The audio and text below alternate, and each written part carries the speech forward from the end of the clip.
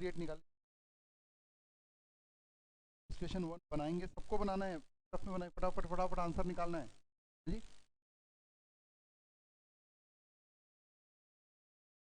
Study mat ही तो पढ़ रहा हूँ मैं, ये क्वेश्चन नहीं है, मैं शो कर देता हूँ ना, कोई दिक्कत नहीं, बहुत ही बेसिक है।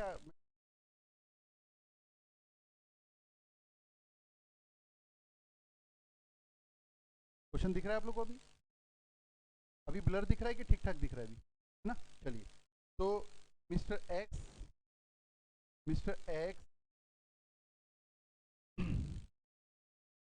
has a total income of rupees 12 lakh for the previous year 2021, comprising his income from house property and the interest on fixed deposit. ये दिया हुआ है 45 years, मतलब बेसिक एग्जामिशन क्या यूज करोगे? 2,50,000 का, पर 250 बेसिक एग्जामिशन लिमिट, और 63 इयर्स है तो 3 लाख, 2 इयर्स है तो 5 लाख। बस स्लैब लगाना है, स्लैब लगाना नहीं आपको बता दिखेंगे उसको, ऐसा गड़बड़ नहीं करना। तो हमारा स्लैब रेट आपको पता है, स्लैब रेट कोई चेंजेस नहीं है, शुरू के 2.5 लाख रुपए तक नील, फिर 2,50,000 से 5 लाख तक 5%, 5 लाख से 10 लाख तक 20%, और 10 लाख से ऊपर वाली अमाउंट पर 30%। और सीनियर सिटीजन के केस में हो जाएगा 3 लाख से शुरू होगा, वेरी सीनियर सिटीजन में शुरू होगा 5 लाख, मतलब उसको 5 लाख तक नील, और 5 से 10 में सीधा जंप करे 50% में और 30%। रिकॉल कर लेना, पढ़ के आना है, ध्यान रखना, रिवीजन बैच में बैठे हैं, बहुत फास्ट पढ़ना है, जितना जल्दी कोर्स कंप्लीट करा के उतना मैं आपको एक्स्ट्रा प्रैक्टिस करा पाऊंगा, नहीं तो कोर्स ही कवर करा पाऊंगा आप लोग।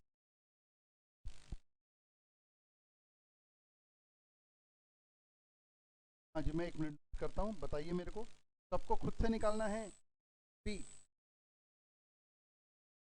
देखो फाइनल टैक्स बता रहे हैं जिसमें आप रिबेट भी सोच लिए हो, सरचार्ज भी सोच लिए हो, और सेस भी सोच लिए, मेरी बात समझ रहे हैं? रिबेट कब मिलता है? रिबेट हाँ, जब 5 लाख या उससे कम की इनकम हो, बस। और कोई कंडीशन है? सुन लेना थोड़ा, और कोई कंडीशन है?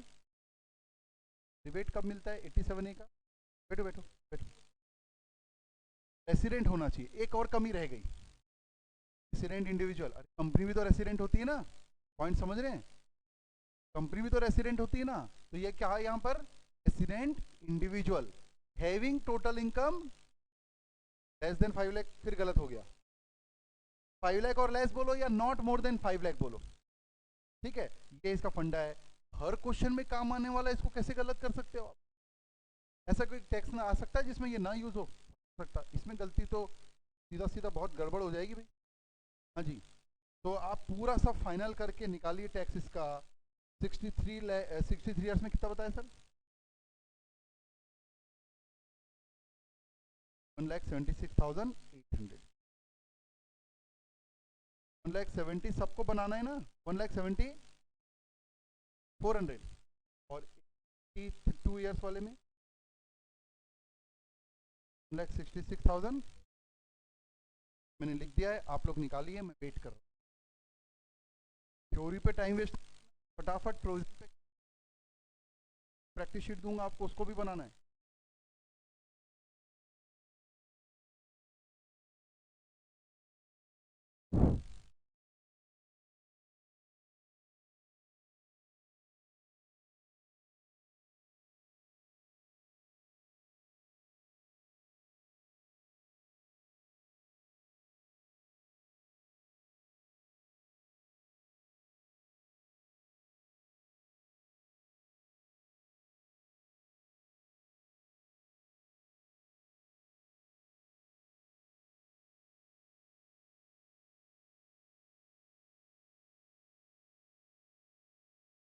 पर्दे खोल दो,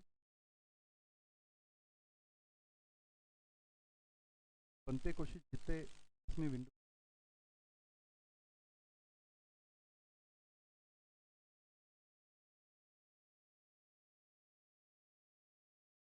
में जो फाइनेंस एक्ट 21 जो बजट उसके लिए एप्लीकेबल है फाइनेंस एक्ट 20। और अभी जो रिसेंटली बजट आया है ना, अगले एग्जाम मतलब मई में एप्लीकेबल हो, नेक्स्ट में। For us the finance act 20 will be, that is previous year 2021, assessment year 21-20।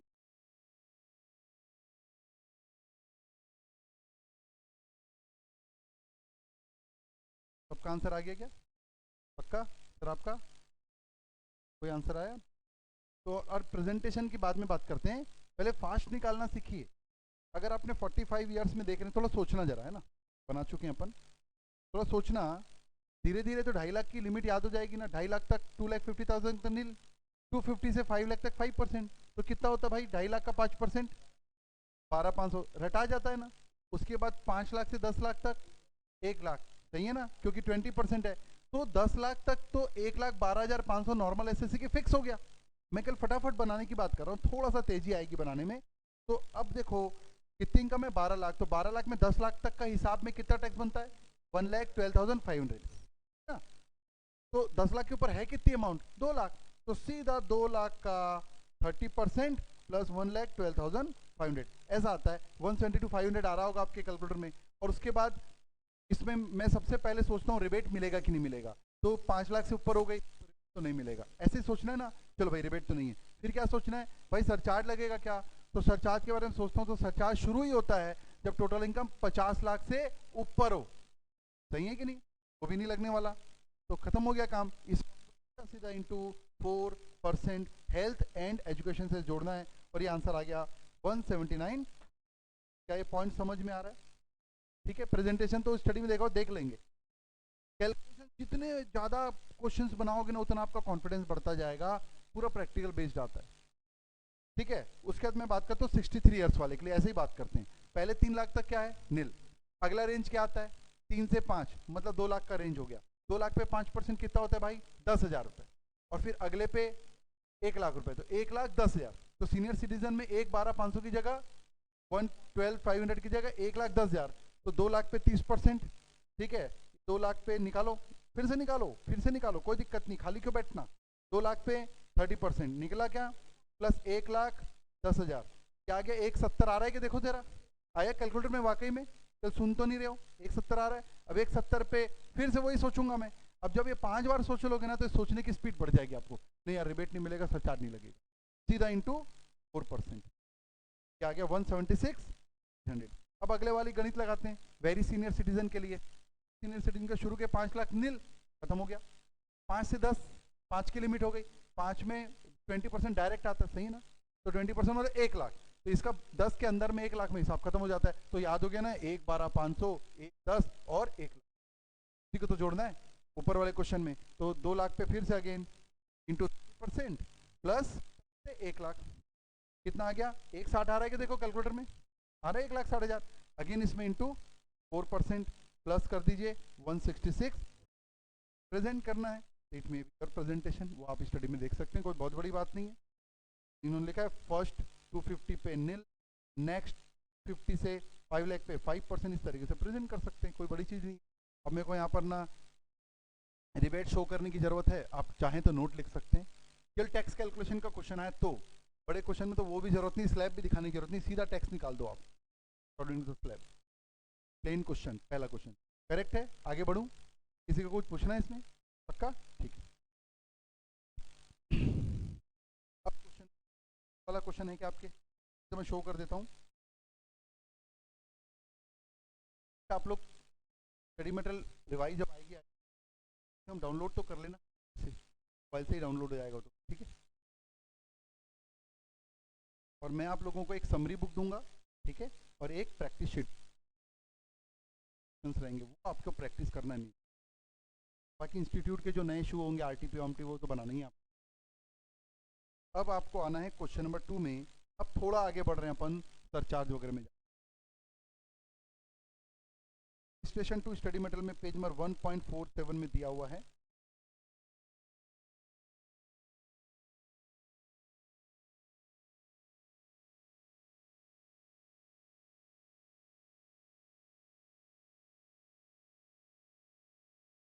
ये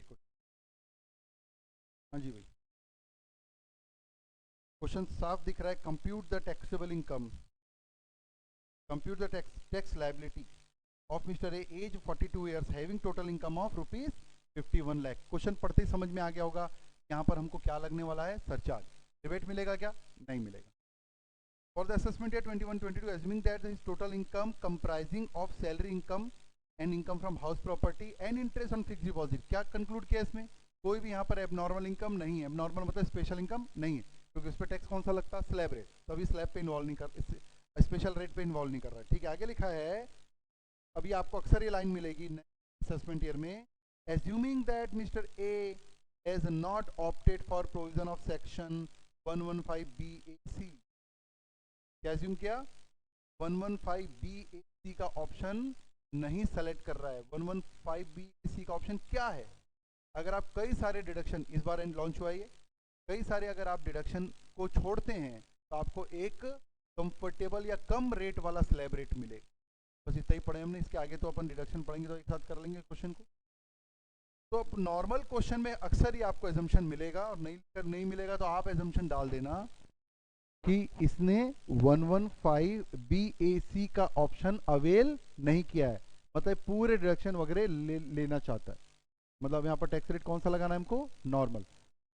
लॉन्च हुआ इस बार, पक्का इससे क्वेश्चन मिलेगा आपको, बट अभी प्रैक्टिस नहीं कर रहे हैं। तो सीधा सीधा 51 लाख पे प्लेन टैक्स कैसे निकालोगे भाई बताओ? 41 लाख पे 30%, थोड़ा सीधा निकालो तो कैलकुलेटर में। 41 लाख पे कितना? 30% निकालो प्लीज, कितना है बताओ? 12,30,000 आ गया। क्या जोड़ू इसमें? 1,12,500। मेरे कैलकुलेटर में 13,42,500 आ गया। आपके आया क्या?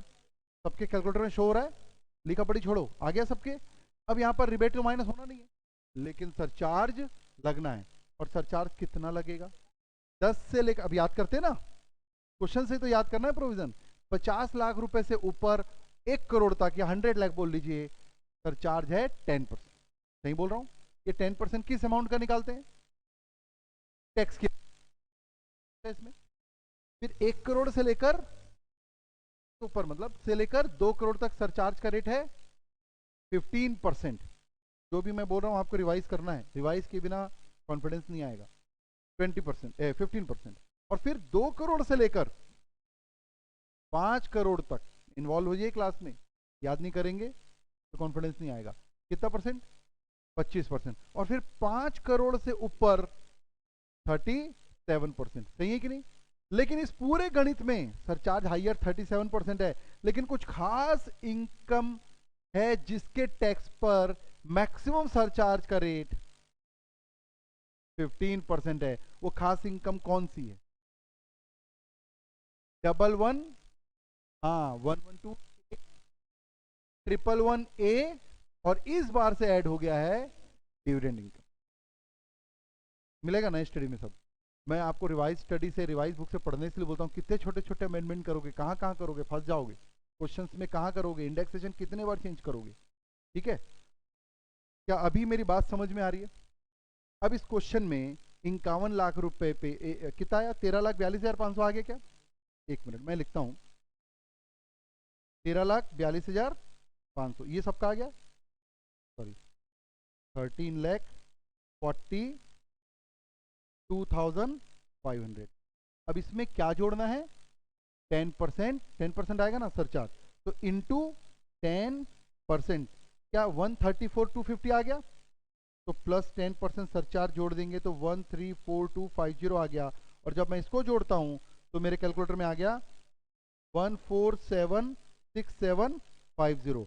But there is a fundamental of marginal relief, क्योंकि जस्ट अभी 50 लाख से ऊपर हुआ है। इसके मार्जिनल रिलीफ का हम एक माइनर अमाउंट भी आपको मार्जिनल अमाउंट लिखवाया था, बट छोड़िए, अपन कॉन्सेप्ट पे जाते हैं। तो मार्जिनल रिलीफ क्या होती है? The incremental tax plus surcharge should not be more than incremental income। बस एक ही लाइन का फंडा है, बनाने से पहले फंडामेंटल क्लियर करो। द इंक्रीमेंटल इनकम, अभी टोटल इनकम कितनी है? 51 लाख। 50 लाख तक रहती तो सरचार्ज लगता क्या? नहीं लगता। अचानक से 51 लाख हुई तो सरचार्ज पूरे टैक्स पे लग रहा है। ऐसा नहीं कि वो एक पे लग रहा है, तो सडनली टैक्स क्या हो गया? बढ़ गया। तो incremental income more than 50 lakh कितनी मेरे भाई? 1 लाख रुपए। और इंक्रीमेंटल टैक्स आपको निकालना है। अगर 1 लाख से ज्यादा हुआ तो जितना एक्स्ट्रा है वो क्या मिलेगा, मार्जिनल रिलीफ। क्या ये बात समझ में आ रही है? इसको डायग्राम से भी हम समझते हैं अगर लॉजिक सीखना। ये देखिए एक डायग्राम दिख रहा है आपको, यहाँ पर देखिए 50 लाख दिख रहा है क्या, ये 50 लाख पे टैक्स प्लस सरचार्ज कितना आएगा निकालना है आपको अभी, 13,12,500। क्या मैं टैक्स प्लस सरचार्ज लिखकर सही किया हूं क्या, देखो तो जरा। नहीं लिख, मैं वो तो नहीं लाएगा, लेकिन मैं लिख के सही किया हूं क्या? केवल टैक्स लिखना चाहिए क्या यहाँ पर मेरे को? टैक्स प्लस सरचार्ज ही लिखना चाहिए, क्यों भैया 1 करोड़ से ऊपर जाओगे तो। और कंपेयर आप नीले तो नील लिखिए ना, मैं क्या बोल रहा हूँ समझ रहे ना। तो टैक्स प्लस सरचार्ज जहां नील आ रहे नील कर दो, कोई दिक्कत नहीं है, क्योंकि आप कंपेयर किन के बीच में कर रहे हो, tax plus surcharge versus tax plus surcharge. तो आपको निकालना है ये, है ना। सॉल्यूशन तो पूरे बने हुए हैं, क्लास की जरूरत ही नहीं फिर तो, है ना। तो आपको सब निकालना है, आपको निकालना आता है तो फास्ट निकालना आएगा फिर। 50 लाख पे टैक्स प्लस सरचार्ज निकालो, 40 लाख पे 30% 12 लाख, और प्लस 12 लाख प्लस 1 लाख 12,500। चलिए सीख गए, 13,12,500 सरचार्ज नील रहेगा इसमें, तो 1,12,500 आ गया क्या? ओके, ये फंडामेंटल क्लियर करने के लिए बता रहा हूं मैं।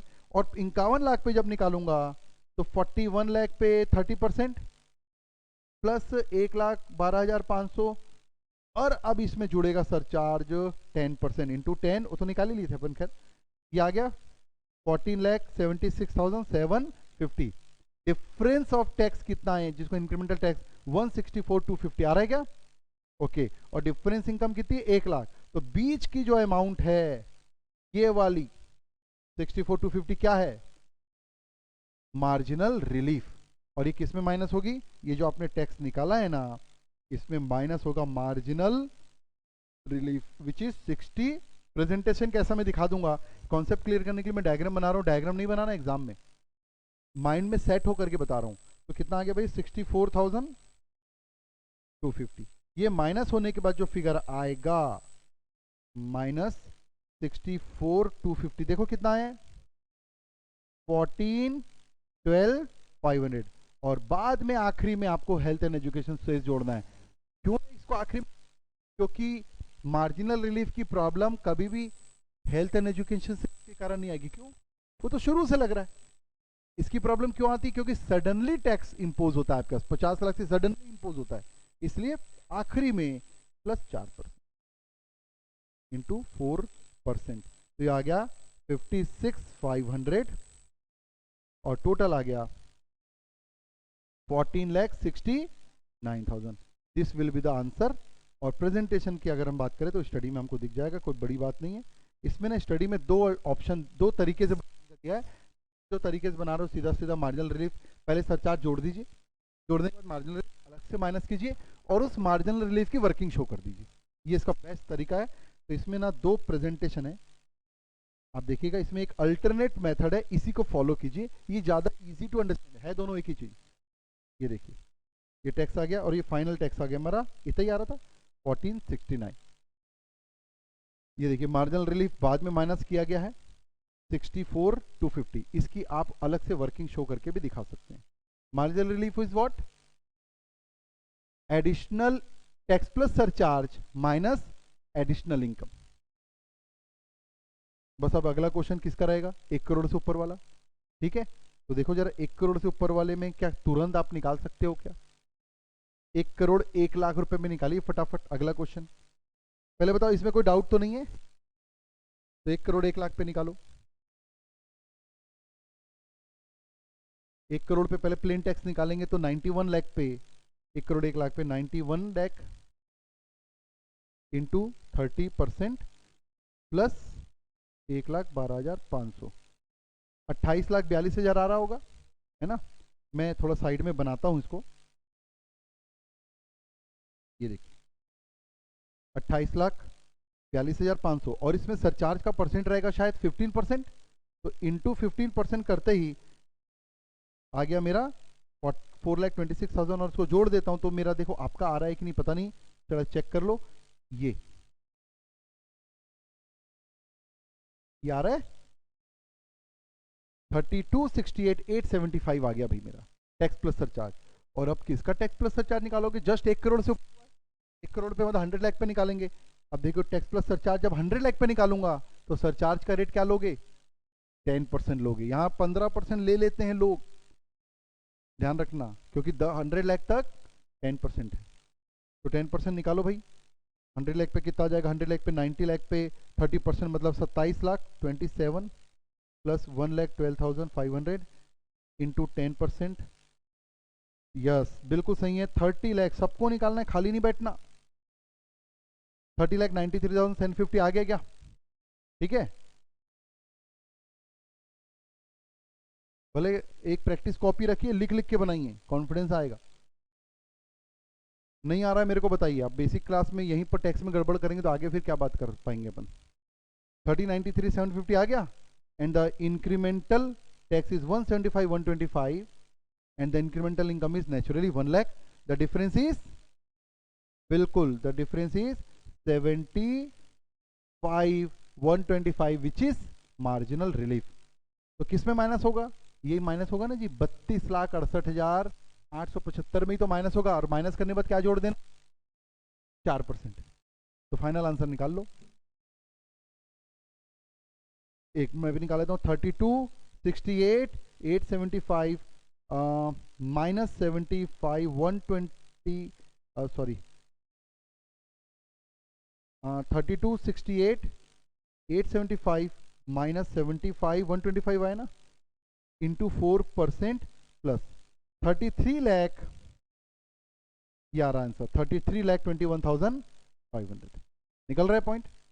इसका मतलब आप 1 करोड़ 1 लाख का निकाल लें तो अब आप इसके ऊपर कौन सी रेंज आएगी, 2 करोड़ 1 लाख का भी निकाल लेंगे, 5 करोड़ 1 लाख का भी निकाल लेंगे। तो आपको क्वेश्चन नंबर 3 और 4 आपके लिए होमवर्क के बना के देख लेना, ठीक है ना।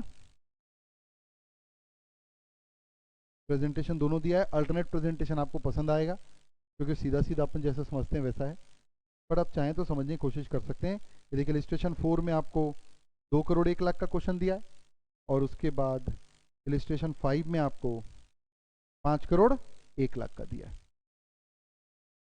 बन जाएगा लगता है ऐसा, ठीक है।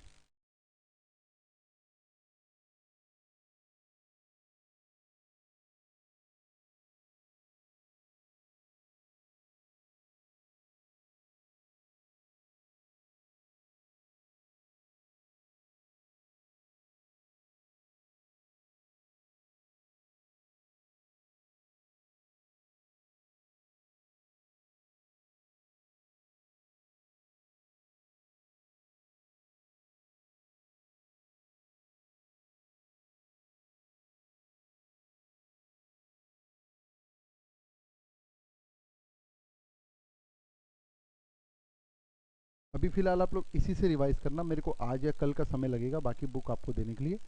तो उससे फिर आपके डेली हर चैप्टर का रिवीजन प्रैक्टिस एमसीक्यूज वो शुरू कर देना, मतलब काफ़ी टाइम लगेगा, ठीक है। अच्छा अभी आप लोगों का ये 1.5 घंटे की क्लास चल रही है ना टेक्स्ट की, तो इसको थोड़ा बहुत आगे बढ़ा भी सकते हैं अपन, है ना, कोई इशू नहीं है। एक्चुअली में हम लोग का विजन क्या है, 3 घंटे ज़्यादा, अभी जब तक थोड़ा सा प्रॉब्लम चल रही कोरोना की, तो 3 घंटे से ज़्यादा ना बुलाएं हम, ऐसा हम लोग का विजन है, थोड़ा दूर दूर बैठाएं। तो अभी तो 1.5 घंटा ही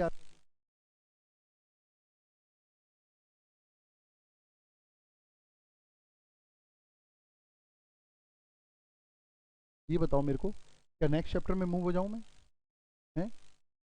एक दो चीज़ें पहले मैं टैक्स की बात करता हूँ आपसे, है ना, फिर आगे मूव होऊंगा। मेरे को ये बताओ कि स्पेशल इनकम में कौन कौन सी इनकम है। 111A है, 112A है, और 112 भी है ना। वो तो कल देखे थे ना हमने, कल स्पेशल इनकम देखे क्या हमने, नहीं देखे, मैं एक मिनट बता देता हूँ, रिकॉल हो जाएगा फिर आगे बढ़ते हैं। उसमें मैं कुछ कैलकुलेशन आपको वापस से रिकॉल करता हूँ, समरी में नहीं था क्या वो, अच्छा अच्छा ठीक है,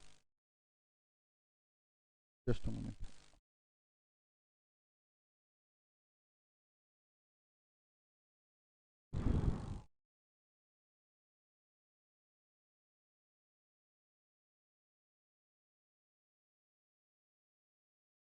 पेज नंबर 1.41 में दिया है रिवाइज स्टडी में,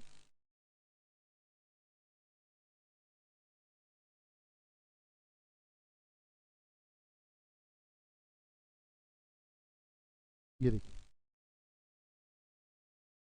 यहां पर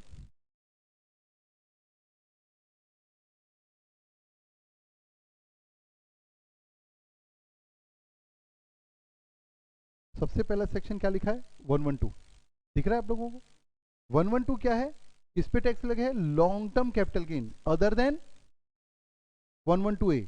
इसका मतलब है 112A एंड 111A। आपको ये पता है 112A और 111A दोनों ही एक ही टाइप की, तीन टाइप की स्पेशल कैपिटल एसेट के ट्रांसफर पर होता है। और वो तीन एसेट सामने दिख रही होगी आपको, क्या दिख रही है, equity share of a company, then units of equity oriented fund and units of business trust. इनको अगर आप ट्रांसफर करते हैं और अगर रिकॉग्नाइज स्टॉक एक्सचेंज से हुआ है तो नेचुरली क्या टैक्स पे होगा, सिक्योरिटी ट्रांजैक्शन टैक्स, ये कंडीशन है। तो उस केस में अगर लॉन्ग टर्म कैपिटल गेन हुआ तो 112A के अंतर्गत टैक्स लगेगा और वो क्या रेट है, 10% on income over and above 1 lakh. मतलब ये लॉन्ग टर्म कैपिटल गेन, अगर ये दिख रहा है पॉइंट आपको, ये देखिए अगर आपकी इनकम 2 लाख रुपए हुई या 3 लाख रुपए हुई तो टैक्स किस पे लगेगा, 2 लाख पे। 1 लाख रुपए माइनस होगा और बचे हुए पे लगेगा। इस पे कोई पॉइंट है कि डाउट है किसी को, समझ में आ रही बात। और ये 1 लाख रुपए, अच्छा फिर से क्वेश्चन पूछूंगा मैं, कहीं बुक्स में भी गलती है इसमें, मैंने बताया भी था आपको। मान लो 3 लाख रुपए लॉन्ग टर्म कैपिटल गेन हुआ chargeable under section 112A, 3 lakh rupees, कौन से हेड में चार्जेबल होगा ये 3 लाख रुपए, चार्जेबल होगा कि नहीं होगा। इजी क्वेश्चन पूछ रहा हूं मैं, इजी से धीरे धीरे आपको कहीं तक लेके जाना है मेरे को। 3 लाख रुपए मेरे को लॉन्ग टर्म कैपिटल गेन हुआ from transfer of 3 asset STD paid, तो 3 लाख रुपीज चार्जेबल होगा कि नहीं होगा, कौन से हेड में होगा, कैपिटल गेन में होगा, कोई डाउट थोड़ी ना इसमें। 3 लाख चार्जेबल होगा कि 2 लाख चार्जेबल होगा, 3 लाख चार्जेबल होगा। यहां मिस्टेक होती है, यहां पर 1 लाख माइनस करते हैं ये वाला और 2 लाख चार्जेबल कर देते हैं, नहीं, चार्जेबल पूरा 3 लाख है। ग्रॉस टोटल इनकम में पूरा 3 लाख शामिल रहेगा, टोटल इनकम में भी 3 लाख आएगा, लेकिन while calculating tax 112A income की चार्जेबिलिटी की बात नहीं कर रहा है भाई, 112A टैक्स कैलकुलेशन की बात कर रहा है। एक बात बताओ, मैं दूसरे तरीके से समझाता हूं। जब आप स्लैब निकालते हो, स्लैब में 2.5 लाख रुपए छोड़ के फिर टैक्स लगाते हो ना, तो कि 2.5 लाख रुपए को टोटल इनकम एग्जिम कर देते हो कि अंदर किसी इनकम में जाकर, नहीं, this 2,50,000 is deducted while calculating tax. तो ये 1 लाख रुपए ना टैक्स कैलकुलेशन के समय आपको माइनस करना है। ये बात समझ में आ गई। तो क्या ये 1 लाख रुपीज किसी इनकम पे एग्जाम्पशन है, नो, इनकम पे एग्जाम्पशन नहीं है। ये आप ज्यादा ज्यादा बोलना है तो ये टैक्स कैलकुलेशन करते समय एक रिबेट दे रहा है बोल सकते हो, बट ये रिबेट भी नहीं है, ये रिबेट भी बोलना गलत है। क्लियर है, चलिए। अब इसी एसेट को ट्रांसफर करने से अगर आपको शॉर्ट टर्म कैपिटल गेन हुआ तो सेक्शन 111A एप्लीकेबल होगा, है ना। और 111A में शॉर्ट टर्म कैपिटल गेन में टैक्स रेट क्या है, 15%। क्लियर है पॉइंट। और अगर ये एसेट ट्रांसफर नहीं हुई है, अदर कैपिटल एसेट ट्रांसफर हुई और लॉन्ग टर्म कैपिटल गेन हुआ तो सेक्शन 112 एप्लीकेबल होगा, टैक्स रेट 20%। और इसको और डिटेल में हम कैपिटल गेन में देख लेते हैं, और भी ऑप्शन, अभी यहीं तक रुकते हैं। अब बताओ, शॉर्ट टर्म हो गया तो ये वाली कैपिटल एसेट नहीं है, ये 3 एसेट नहीं है, लेकिन शॉर्ट टर्म कैपिटल गेन हुआ तो क्या रेट लगेगा, हाँ जी, normal rate, then it will be chargeable as normal rate. और naturally you know very well, individual HUF AOP artificial person पे कौन सा रेट लगता है, स्लैब।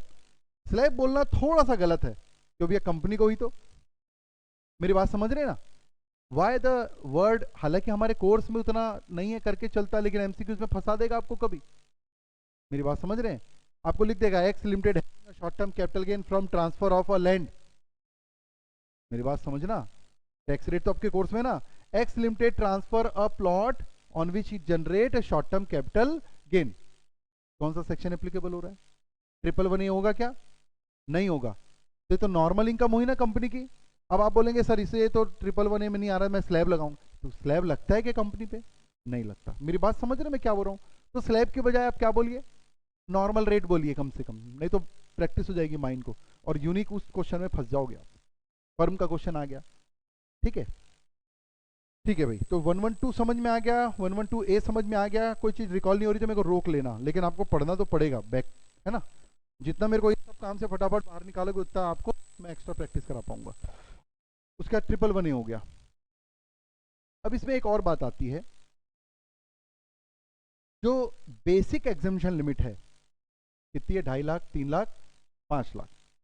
ये बेसिक एग्जामिशन लिमिट का उपयोग अगर नॉर्मल अदर में नहीं हो पाता तो उस अनएग्जॉस्टेड बेसिक एग्जामिशन लिमिट को हम स्पेशल इनकम में एडजस्ट कर पाते हैं। कौन सी वाली में कर पाते हैं? सब में, पर 112 ए में नहीं कर सकते। सही है क्या? सोच लो भाई। कर सकते हैं, 112 ए में भी कर सकते हैं, 112 में भी कर सकते हैं। हाँ, मेरी बेट पूछ भी नहीं रहा हूं ना, वो आपको रह रहे के याद आ रहा है। ठीक है, आप सही बोल रहे हो। मैं रिबेट कहां पूछ रहा हूं? मैं पूछ रहा हूं, क्या क्वेश्चन समझ में आ रहा है? अनएग्जॉस्टेड बेसिक, मैं क्वेश्चन जनरेट कर दूंगा, आप पहले सुन लो, समझ लो। अनएग्जॉस्टेड बेसिक एग्जामिशन लिमिट का उपयोग, मान लो मेरी नॉर्मल इनकम है 1 लाख रुपए और 2.5 लाख रुपए बेसिक एग्जामिशन लिमिट है, तो 1.5 लाख रुपए क्या हो गया? अनएग्जॉस्ट, यूज नहीं हो पाया, अनयूज्ड बोल लीजिए। तो उसका उपयोग स्पेशल इनकम में कर सकता हूँ क्या? बिल्कुल कर सकता हूँ। 112 में कर सकता हूँ, 112 ए में भी कर सकता हूँ, और इवन 111 ए में भी कर सकता हूँ। हाँ, ये बात है कि वहां कंडीशन है भाई, रेसिडेंट होना चाहिए, इंडिविजुअल एचएफ होना चाहिए, वो ठीक है। क्या बाकी स्पेशल इनकम में कर सकता हूँ? 115 डबल बी 30% वाली कर सकता हूँ इसमें? नहीं। क्या 115 डबल बी ई में कर सकता हूँ? नहीं। और भी कई स्पेशल इनकम है जो फाइनल में आप पढ़ोगे, उसमें भी नहीं कर सकते। तो फिक्स हो गया, the unexhausted basic exemption limit can be utilised in special income chargeable under the head capital gain. ऐसा बोल लीजिए ना, क्या दिक्कत है? That is 112, 112 A and 111 A. हालांकि हालांकि उस इनकम को एडजस्ट करते समय 112 ए में पहले मैं वो 1 लाख को एडजस्ट करूंगा। समझ रहे हैं बात को? क्यों? वो तो फ्री गिफ्ट मिल रहा है ना। ये डिस्कशन समझ में आ गया? एक लाइन लिख लीजिए, the unexhausted basic exemption limit, वो इस चैप्टर में दिया नहीं है, वो एक्चुअली कैपिटल गेन में यूज होता है, लेकिन अपन यहां तक पढ़े और आप लोग पहले पढ़ चुके तो आप समझ पाओगे मेरी बात, इसलिए बता रहा हूं मैं। फ्रेश कोई बैच में नहीं बता सकता मैं। तो आपको क्या लिखना है? अनएग्जॉस्टेड, ब्रैकेट में अनयूज्ड भी लिख सकते हैं, अनएग्जॉस्टेड बेसिक एग्जामिशन लिमिट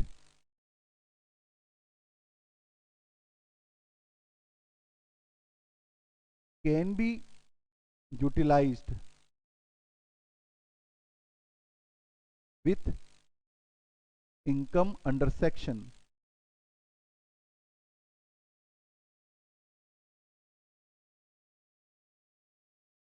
112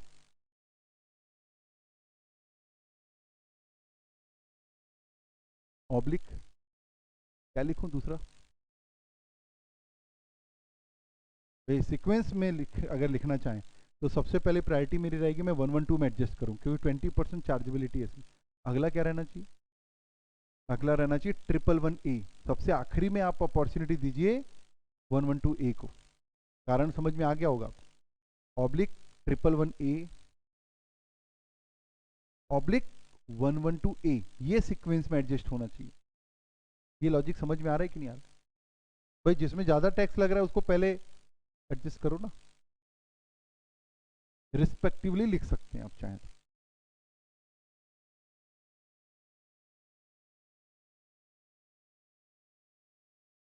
ठीक है,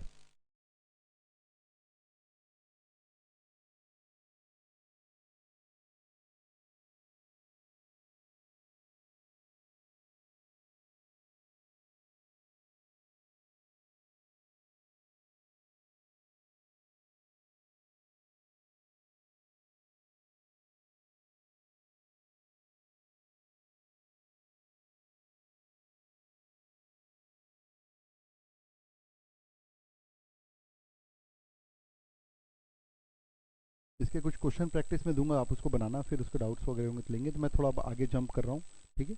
और इसको पूरा चैप्टर कंप्लीट करना, जहाँ जहाँ डाउट उसको मार्क करना, अपन फिर उसको धीरे धीरे रोज 10-10 मिनट देंगे तो क्लियर हो जाएगा।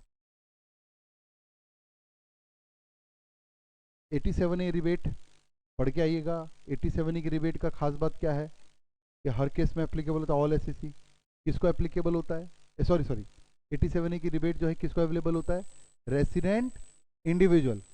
रेसिडेंट एचयूएफ को मिलता है क्या, नहीं मिलता। ठीक है, और ये बताइए कि 87A की रिबेट सोच के बताना, विनिंग इनकम है मेरी और उस पर टैक्स निकला, विनिंग इनकम 115BB, तो उसमें 87A की रिबेट मिलेगी? आंसर यस, बिल्कुल मिलेगी। ये कंफ्यूजन होता है, ये क्वेश्चन पूछते हैं आंसर 90% लोग यही देते हैं। कहाँ लिखा है भाई, केवल एक ही एक्सेप्शन है, 112A के जो टैक्स है उसमें बस रिबेट नहीं मिलती। अभी याद आ रहा है क्या, बाकी सब पे मिलती है। हाँ, कंडीशन पूरी होनी चाहिए, your total income should be, for example मैं बोलता हूँ 3 लाख रुपए की मेरी विनिंग इनकम है और 2 लाख रुपए मेरी अदर इनकम है, रेसिडेंट इंडिविजुअल, सुनो ध्यान से, 3 लाख रुपए विनिंग इनकम, 2 लाख रुपए अदर इनकम, सैलरी वगैरह टैक्सेबल इनकम, टोटल इनकम कितनी हो गई, 5 लाख। रेसिडेंट इंडिविजुअल है, ठीक है, तो पहले तो टैक्स बताओ भैया। रिबेट पहले टैक्स बताओ ना, रिबेट की बात माइनस करेंगे ना अपन, पक्का? यानी इसी को बोलते हैं पूरा पढ़े समझे भी मुंडे भी हिलाए लेकिन कैलकुलेशन में गड़बड़ कर दी, एग्जाम पर तो बोलते हैं। सर समझ में भी आया था, ओके भी बोला था, लेकिन जब बनाए तो नहीं बना, क्यों? बना के करो ना। हाँ जी, 90,000 है पक्का। टैक्स, प्लेन टैक्स निकालो, 3 लाख पे 30%, 90,000, और उधर कितना हो गया, 2 लाख, 2 लाख पे तो नील हो जाएगा। और लेकिन आपको मालूम है अनयूज बेसिक एग्जामेशन लिमिट बची है यहाँ पर, कितना है? सुनाई दे रहा है कि नहीं मेरी बात में समझ? सैलरी, मैं ये कहाँ पूछा अनयूज कितनी पूछा, मैं ये पूछा ही नहीं आपसे कि यूज करना है कि नहीं करना, वो अगला मैं आता वहां पे, वो आता वहां पे। कितना, 2 लाख बताया, और विनिंग इनकम कितनी है, सीखो भाई, विनिंग इनकम है मेरी 3 लाख रुपए, ठीक है, तो मेरी ग्रॉस टोटल इनकम और कोई डिडक्शन नहीं है तो टोटल इनकम मेरी 5 लाख, सही बात है। अब इसमें जब मैं टैक्स निकालूंगा तो मेरे टैक्स में 115BB में 90,000 सीधा लिखूं, 90,000 आ रहा है, और स्लैब इनकम मेरी कितनी हो जाएगी, नील, क्योंकि स्लैब इनकम मेरी 2 लाख रुपए में कोई टैक्स नहीं आएगा, अनयूज 50,000 है लेकिन आएगा नॉट एबल टू एडजस्ट, तो फाइनली मेरी इनकम आ गई 90,000। अब अपने आप से क्वेश्चन पूछो, रेसिडेंट इंडिविजुअल है, यस है, क्या टोटल इनकम 5 लाख से 5 लाख तक है, आंसर यस बिल्कुल है, तो रिबेट मिलेगी क्योंकि इसमें कोई रेस्ट्रिक्शन नहीं है। तो मैं करूंगा -87A, 12,500, बिल्कुल माइनस होगा।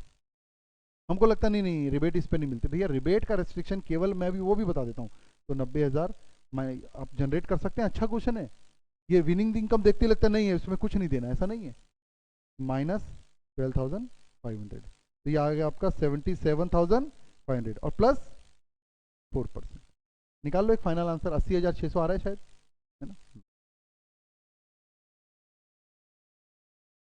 हाँ हाँ सब में मिलेगा, यानी आप समझ लो केवल 112A को छोड़कर बाकी किसी पे भी मिलेगा, वो मैं अभी पढ़ के बताता हूँ ना, पहले एक बार थोड़ा मैं क्वेश्चंस पे अपडेट कर दूँ, यहाँ तक समझ में आ गया?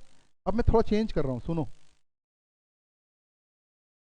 ये जो विनिंग इनकम है ना, इसको मैं हटा के, या इसको रहने देता हूँ 3 लाख रुपए को, ठीक है, इसको मैं कर देता हूँ,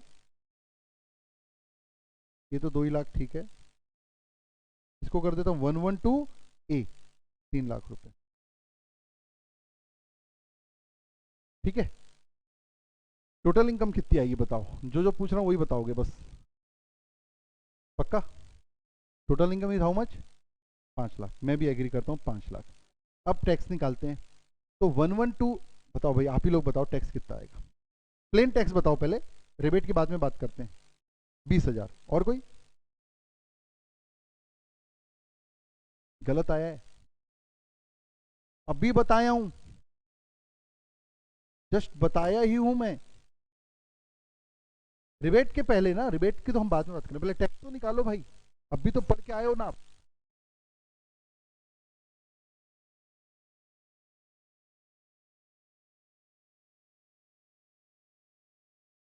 हाँ, बिल्कुल।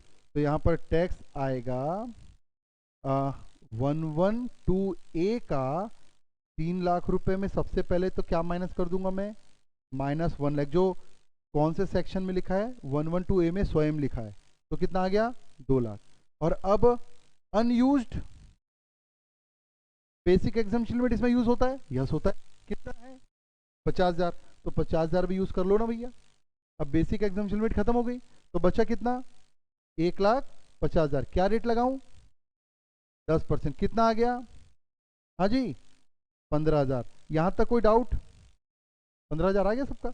अब अदर टैक्स तो नहीं लिया आएगा, स्लैब तो कुछ बचा ही नहीं।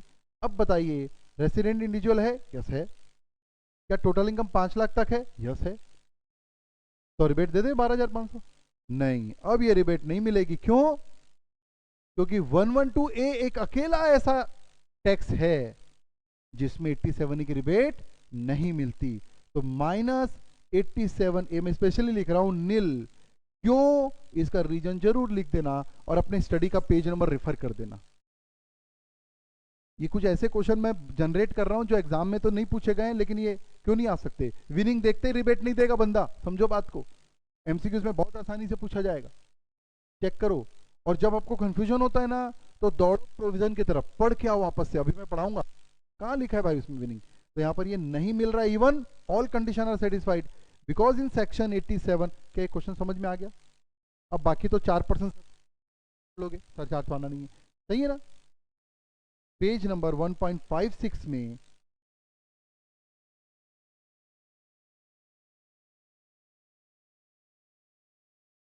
एटी सेवन की डिटेल लिखी हुई है ना, मैं उसको पढ़ूंगा।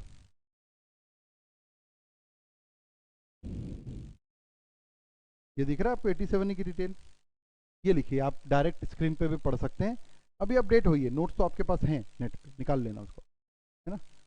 Calibrate up to 12,500 for resident individual having total income up to 5 lakh, और इसमें लिखा इन ऑर्डर टू प्रोवाइड, ठीक है, जो कहानी लिखी है ठीक है, और साफ साफ लिखा है the rebate shall be equal to amount of income tax, क्या लिखा है, क्या लिखा है, स्लैब वाला इनकम टैक्स, इनकम टैक्स, और इनकम टैक्स निकलता है टोटल इनकम पे, और टोटल इनकम पे इनकम टैक्स नॉर्मल भी निकलता है, स्पेशल भी निकलता है, पॉइंट समझ में आ रहा है। अनयूटिलाइज्ड सॉरी अनडिस्क्लोज इनकम का भी निकलता है, भाई आपने अब टैक्स चोरी की है, पकड़ में आ गए, अनडिस्क्लोज इनकम है, तो ठीक है भाई, पेनल्टी लगेगी ना आपके ऊपर, समझ रहे हैं। पेबल ऑन टोटल इनकम साफ लिखा है, पेबल ऑन टोटल इनकम। तो मैंने जो क्वेश्चन कराया था ना, अब ये थ्योरी आपको और दिल से समझ में आनी चाहिए, प्रैक्टिकल से मैंने आपको एडजस्ट करा दिया। अब यहाँ पर वर्ड आपको एकदम चीख चीख के बोलना चाहिए, भाई क्या बोल रहा है, रिबेट मिलेगी tax, income tax, normal income tax नहीं बोल रहा है, ऑन टोटल इनकम। तो जब मैं टोटल इनकम पर टैक्स निकालता हूं, यहीं तक रुकना, तो उसमें टैक्स तो पूरा ही निकलता है ना। अगर मैं बोलता हूँ income tax on total income, तो उसमें 112A का टैक्स आता है कि नहीं आता है, हाँ जी आता है, वो भी आता है, वो अलग से लिखा है, 112A के टैक्स में नहीं देंगे, पूरे इनकम टैक्स आते हैं, आगे लिखा है, वो तो बाकी सब छोड़ देता हूं, यहां पर लिखा है, ये देखिए note, rebate under section 87 A is however not available in respect of tax payable at the rate of 10% on long term capital gain taxable under 112A। तो 112A एक अकेला ऐसा टैक्स है जिस पर रिबेट एप्लीकेबल नहीं होगी, even you are following condition, condition follow होंगी तभी होगा। एनी डाउट, एग्जाम्पल समझ में आ रहा है, बस छोटे छोटे एग्जाम्पल जनरेट कर लो आप, ठीक है ना। तो हमने और क्या सीख लिया अभी, utilisation of unused basic exemption limit, और ये जो बेसिक एग्जम्पशन लिमिट है किसमें यूज हो रही है, एक लाइन में बात करें तो स्पेशल इनकम या टैक्स ऑन कैपिटल गेन बोल लीजिए ना, सीधा सीधा, सही बोल रहा हूं गलत बोल रहा हूं, जैसे ही मैंने टैक्स ऑन कैपिटल गेन बोला, तो आपने वो वाले शॉर्ट टर्म कैपिटल गेन को भी ले आया। एक्चुअली में 3 स्पेशल, 111A, 112A और 112, इसमें यूटिलाइज कर सकते हो आप, सीक्वेंस मैंने बता दिया, लेकिन रिबेट नहीं देना। कहां लिखा है, मेरे बोलना नहीं है, आप जाके पढ़िए, आप आपको अच्छे से समझ में आएगा। तो इस चैप्टर को आपको थोड़ा सा कंक्लूड करना है, कंप्लीट करना है ना, कोई डाउट।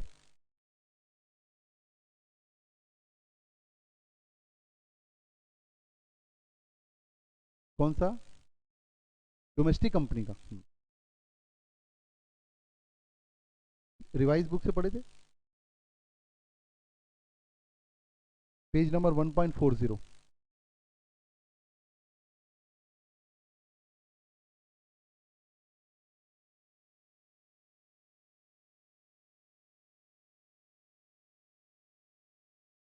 ये पढ़ रहे होगे आप, है ना? ये देखिए, डोमेस्टिक कंपनी, इसका टैक्स रेट दिया हुआ है। पहला एकदम स्पेशल पॉइंट है, क्या लिखा हुआ है? पहला लिखा हुआ है, इफ द टोटल टर्नओवर और the gross receipt in the previous year 18-19, special case, अगर 18-19, अभी भले हम 2021 के लिए काम कर रहे हैं, अगर किसी कंपनी की 18-19 में टर्नओवर 400 करोड़ तक है, less than equal to 400 crore, तो उसको एक स्पेशल दर्जा दे दिए। आज भी, इस साल भी उस पर टैक्स रेट उन्होंने दिया है 25%। इसका ये मतलब मत निकाल लेना कि उस साल बस 25% है, उस साल टर्नओवर ये था तो उस साल से लेकर आज तक इसको एक स्पेशल कैटेगरी मिल गई। The tax rate will be 25% on total income, flat rate है। और इसके अलावा बाकी सब केस में, इन एनी अदर केस 30%। यहां तक कोई डाउट? क्लियर है पॉइंट? अब इसके बाद में नोट्स शायद समझ में नहीं आया होगा आपको। ये 115 BAC पढ़ रहे हो ना इस बार ऑप्शन? 115 BAC का जो ऑप्शन है ना, क्या ऑप्शन है? अगर आप कई सारी डिडक्शन नहीं लेंगे तो हम आपको कम रेट वाला स्लैब दे देंगे। तो इसी टाइप का ऑप्शन कंपनी को भी अलग सेक्शन पे दिया गया, हमारे कोर्स में नहीं है वो, फाइनल साफ साफ लिखा है। देखिए मैं आपको दिखाता हूँ, लास्ट लाइन पढ़ना, ये फाइनल लेवल पे पढ़ोगे आप, इसलिए इसके लिए वरी करने की जरूरत नहीं है। लेकिन ये सेक्शन क्या है मैं बता देता हूँ। ये देखिए, यहाँ पर सेक्शन दिया है 115 BAB, दिख रहा है आपको, और 115 BAA। ये जो दो सेक्शन है ना, ये कंपनी के ऑप्शन एक्चुअली में, पढ़ लेते हैं जितना दिया है समझ में आ जाए, कोई बड़ी बात नहीं है। तो क्या ये समझ में आया कि कंपनी को भी क्या दिया गया है कि आप ये वाली कई सारी डिडक्शन नहीं लोगे तो हम आपको टैक्स रेट क्या कर देंगे, कम। और यहाँ पर देखो कम रेट दिखता भी होगा, कुछ 15 दिख रहा है आपको, यहाँ पर 22 दिख रहा है। क्या फंडामेंटल समझ में आ गया? तो ओवरऑल कंपनी का टैक्स रेट क्या है? 25% एकदम यूनिक केस में। नॉर्मली रेट क्या है? 30%। क्लियर है यहाँ तक? अब मैं इस नोट्स को पढ़ रहा हूँ, विजन क्लियर है? नोट्स पढ़ने से पहले विजन क्लियर हुआ? चलिए पढ़ते हैं। In case of a domestic manufacturing company set up and registered on or after 1/10/2019, ये कंडीशन है, and commences manufacturing of article or thing before 31st March 23, मतलब 1 अक्टूबर 19 से शुरू करके जिन्होंने 31 मार्च 23 तक का एक पैच दे दिया एक स्पेशल बेनिफिट के लिए, एक्सरसाइजिंग ऑप्शन समझ में आ रहा है? ये उसी टाइप का ऑप्शन है जो आप लोग इस साल पढ़ेंगे इंडिविजुअल एचएफ के लिए। ऑप्शन अंडर सेक्शन 115 BAB, तो ये ऑप्शन अवेल कर रही है, मतलब टैक्स रेट इसका क्या होने वाला है? कम। ये फायदा मिलेगा, और नुकसान क्या होने वाला है? कई सारी डिडक्शन नहीं मिलेगी। कौन सी? नहीं जानना है हमको भी, ठीक है ना? 15% of income derive from incidental to manufacturing और प्रोडक्शन ऑफ एन आर्टिकल और थिंग, मतलब मैन्युफैक्चरिंग को बढ़ावा देने के लिए इनको एक ऑप्शन दे दिया कि अगर आप मैन्युफैक्चरिंग यूनिट है और इस पैच में प्रोडक्शन शुरू किया है तो हम आपको 15%, नॉर्मल रेट क्या है कंपनी पे? 30%, क्या ले रहे हैं? 15%। क्या कंडीशन? कई सारे डिडक्शन छोड़ रहे हैं। क्या कंपलसरी? नहीं, ऑप्शन है। ऑप्शन कौन से सेक्शन में दिया है? 115 BAB। बस इतना भी पढ़ लो, बहुत है, फाइनल लेवल पे जाएगा। बाकी मेरे हिसाब से तो इस एरिया, इस पैराग्राफ से भी क्वेश्चन नहीं आना चाहिए, लेकिन ठीक है, स्टडी में दिया, पढ़ लो। उसके बाद in case of a domestic company exercising option under section 115 BAA, ये कहां से आ गया? ऊपर और नीचे वाली कंपनी में फर्क दिख रहा है? साफ साफ फर्क है। कई सारी कंडीशन, ऊपर में मैन्युफैक्चरिंग होनी चाहिए, एक पर्टिकुलर पैच में वो चालू होना चाहिए बिजनेस, तो बाकी भी तो डोमेस्टिक कंपनी है ना। तो उनके लिए ऑप्शन कौन से सेक्शन में दिया है? 115 BAA। अच्छा, हम जो पढ़ने वाले हैं या हम जो पढ़ते हैं इंडिविजुअल का, उसका कौन सा सेक्शन है? BAC, वो अलग है, वही कोर्स में हमारे, वो भी टोटल इनकम के साथ देखेंगे अपन। तो इसमें कितना परसेंट है? 22%। क्या आपको समझ में आ रहा है कि मैन्युफैक्चरिंग को थोड़ा एक्स्ट्रा बेनिफिट देकर 15% दिया, बाकी को क्या दिया है? 22%। ठीक है, और नीचे लिखा भी है, domestic company can opt for section 115 BAA and 115 BAB ये ऑप्शन ले सकती है। BAA सभी डोमेस्टिक कंपनी के लिए और BAB वो मैन्युफैक्चरिंग वाले की है। नहीं नहीं नहीं, मैन्युफैक्चरिंग एक ही ऑप्शन है। 22% का ऑप्शन कैसे बोलेंगे?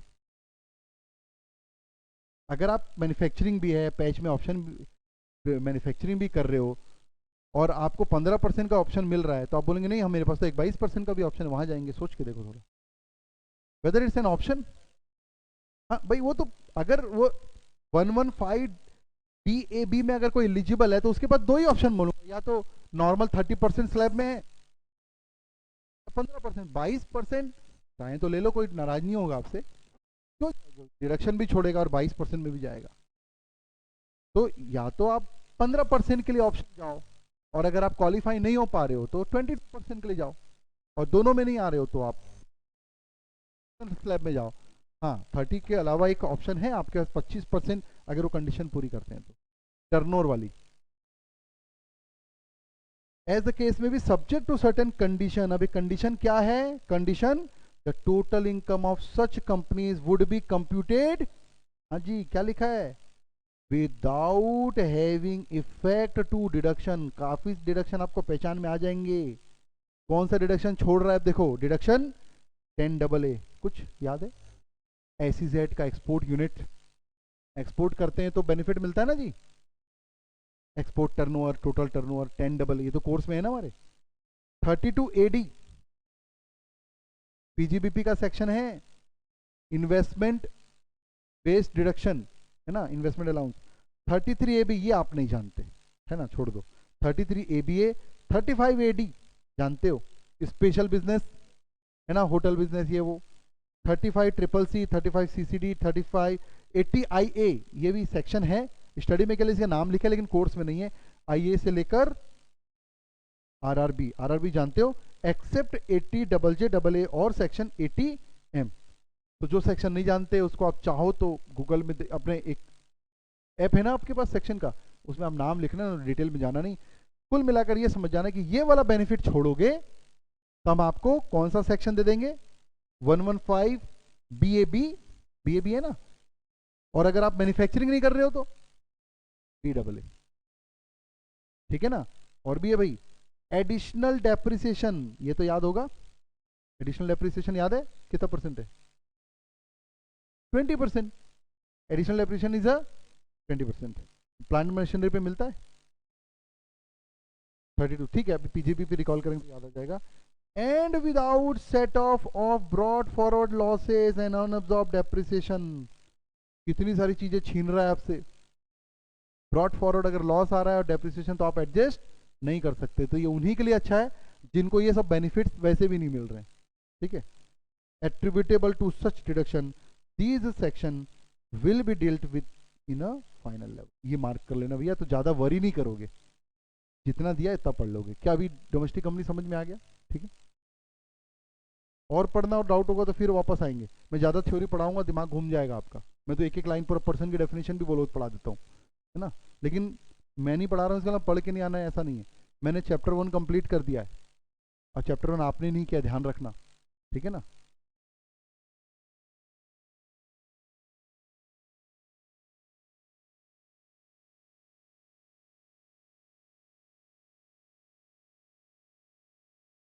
मैंने सरचार्ज पे 5 केस कल बताए, क्या समझ में आए वो?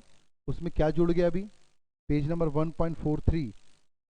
कल मैं इस पे स्पेशली आपको शायद बताया था कि नहीं पता नहीं, मैं एक बार बता देता हूँ। 5 केस जरूर देखना। इसमें देखिए अब वो स्पेशल इनकम में ये डिविडेंड जुड़ गया है, बताया था ना। और लास्ट ईयर तक कैसा था? बस वो 111 और 112A की बात करते थे। तो अब कॉन्सेप्ट क्या बन गया? अच्छा, डिविडेंड देखते ही आपको थोड़ा सा शॉक भी लगा होगा, सर डिविडेंड तो 10 लाख तक एग्जाम अब नहीं रहा। तो फिलहाल तो ये आईओएस में पढ़ोगे, लेकिन एक नोट डाल दो वहां पर, now from the assessment year 21-22, assessment year 21-20, वहीं पर लिख लेना जहां डिविडेंड लिखा है ना, वहीं पर वो नॉलेज आ जाए। वैसे तो आईओएस में वैसे भी पढ़ोगे, लेकिन क्योंकि डिविडेंड हमको दिख रहा है वहां पर तो आप लिख लो from assessment year 21-22 dividend is fully taxable in hands of share holder. कौन से हेड में चार्जेबल होगा? आईओएस में होगा, डिविडेंड तो वहीं चार्जेबल होता है।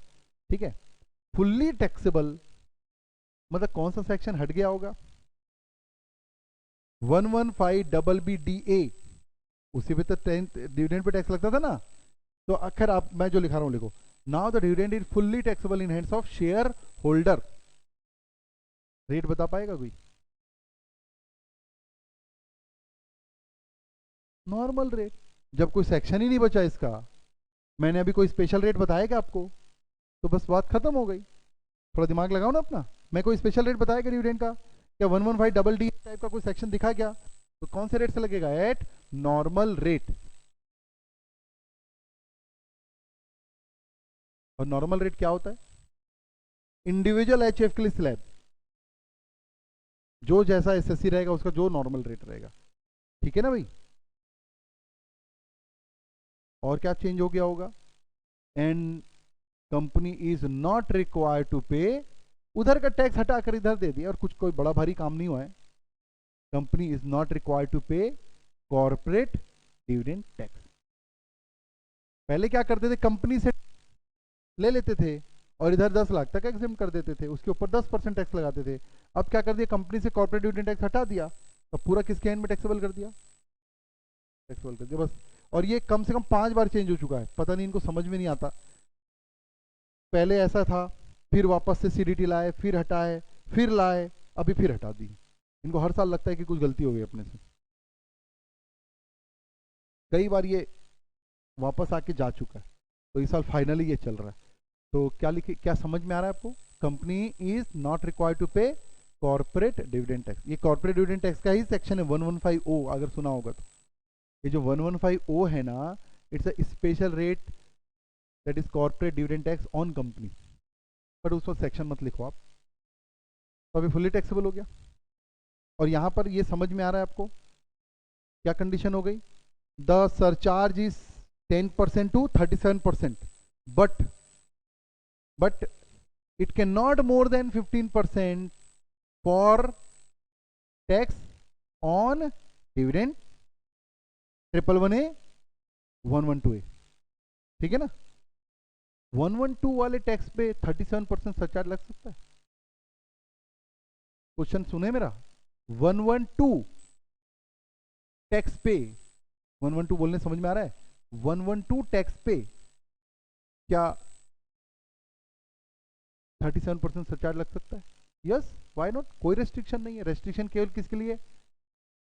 डिविडेंड इनकम जो इस बार से ऐड हुई, 111A 112A कंप्लीट, उस पर 15% से ऊपर सरचार्ज नहीं होगा।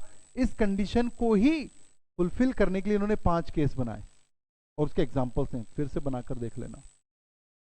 ठीक है?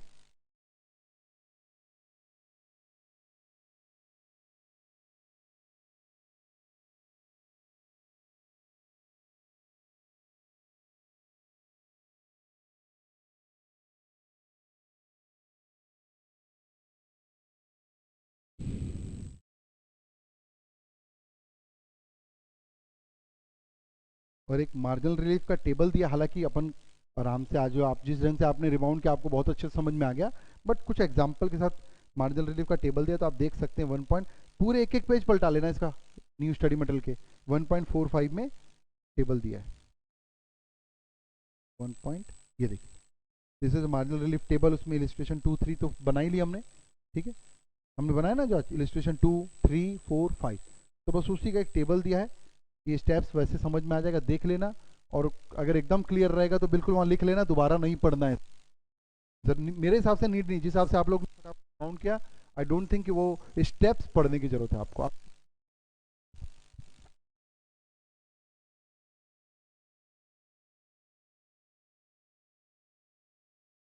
एक बार फर्स्ट पेज निकालिए इसका।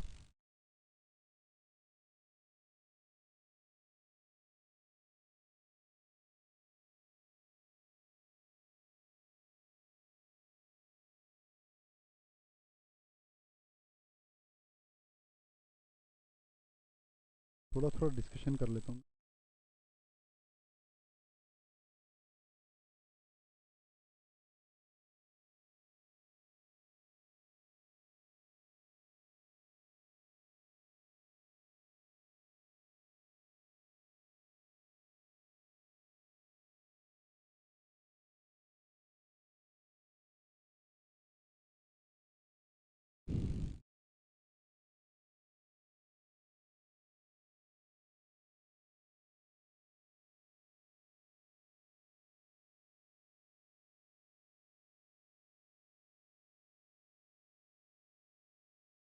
ये कुछ बेसिक इन्फॉर्मेशन आप लोग को पढ़ना है, जिसमें टैक्स का किस आर्टिकल के अंतर्गत लाया गया 245, फिर शेड्यूल 7, लिस्ट 1 2 3, लिस्ट 1 पे एंट्री 82 के अंतर्गत इनकम टैक्स के जो बेसिक इन्फॉर्मेशन आप फटाफट देखेंगे तो हो जाएगा। आर्टिकल 265, ये देखिए एंट्री 82 दिख रहा है आपको, it's entry 2 of list, union list बोल सकते हैं, ये लिस्ट 1 बोल सकते हैं। इनकम टैक्स लॉ, इस पे क्वेश्चन पूछा जा सकता है, सब थ्योरी क्वेश्चन की बात कर रहा हूँ मैं, या एमसीक्यूज की बात कर रहा हूँ। उसके बाद यहाँ पर इनकम टैक्स एक्ट 1961, यहाँ पर ना थोड़ा सा ये जो बेसिक पॉइंट है कि भाई ये कब से लागू हुआ, कम इन फोर्स ऑन 1/4/1962।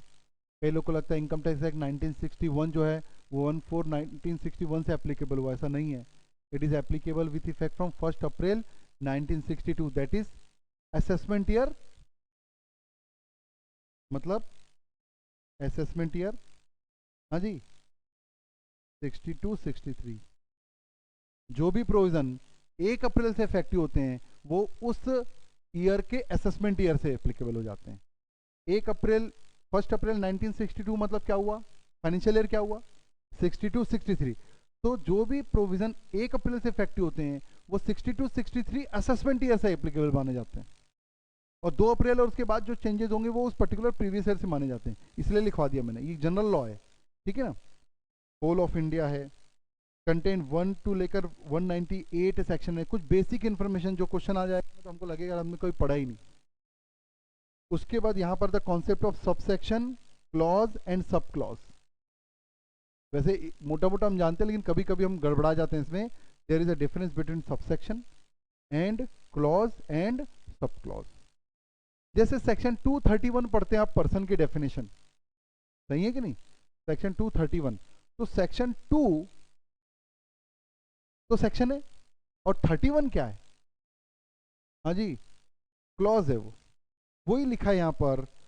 एग्जाम्पल भी देख लेना, ये देखिए, when each part of section is independent of each other, independent होता है, each clause of section is independent of each other and one is not related with another, such part is called clause. तो भैया जब आप section 2 पढ़ते हो तो section 2(1)(a) agriculture income की डेफिनेशन अलग है, 231 पर्सन की डेफिनेशन अलग, क्या कोई कोरिलेशन है। तो जब अलग अलग सेगमेंट जो है सेपरेट पार्ट की बात करते हैं तो that will be called clause. For example section 2 के अंदर इसमें 1A बोल लीजिए, 1B बोल लीजिए या 31 बोल लीजिए, आपस में क्या है क्लॉजेस। और मैं सेक्शन 10 की बात करता हूं तो ये भी क्या हो गया क्लॉजेस, सेक्शन 10(1) अलग एग्जिबिशन की बात करता है, लेकिन जब मैं सेक्शन 5 की बात करता हूं तो वो आपस में जुड़ा हुआ है, समझ रहे हैं, तो वो क्या हो गया सबसेक्शन, ये है सबसेक्शन। तो ये एग्जांपल से आप इसको पढ़ लीजिएगा, लीजिएगा, हमको एक जैसा लगता है, हम 231 को भी बोलते हैं सेक्शन 2 सबसेक्शन 31, गलत। उसके बाद प्रोविजो एंड एक्सप्लेनेशन को पढ़ना। प्रोविजो हम जानते हैं which start with the word provided that, और सेकंड प्रोविजो रहता था प्रोवाइडेड फर्दर दैट, ऐसा लिखा रहता है ना, या प्रोवाइडेड ऑल्सो ऐसा वर्ड रहता है। एक्सप्लेनेशन, ये कुछ एग्जाम्पल दिया हुआ है यहाँ पर। फाइनेंस एक्ट के बारे में मैंने आपको बता दिया है, ठीक है, फाइनेंस एक्ट क्या होता है इसकी थ्योरी है, बस मैं डिस्कस कर रहा हूँ ताकि आपको माइंड पे क्लियर हो जाए ना। तो फाइनेंस एक्ट हमारा रिलेवेंट फाइनेंस एक्ट है, फाइनेंस एक्ट 2020, न कि अभी जो बजट 21 आया वो हमारे लिए एप्लीकेबल नहीं है, तो स्पेशली क्लियर कर लेना। फिर इसमें पार्ट 1, पार्ट 2, पार्ट 3, पार्ट 4, इसमें इनकम टैक्स के रेट्स दिए हुए हैं। कौन सा पार्ट हमारे काम का है इस साल, हमारे काम का है पार्ट 3, क्योंकि पार्ट 1 में पिछले साल का रेट दिया रहता है।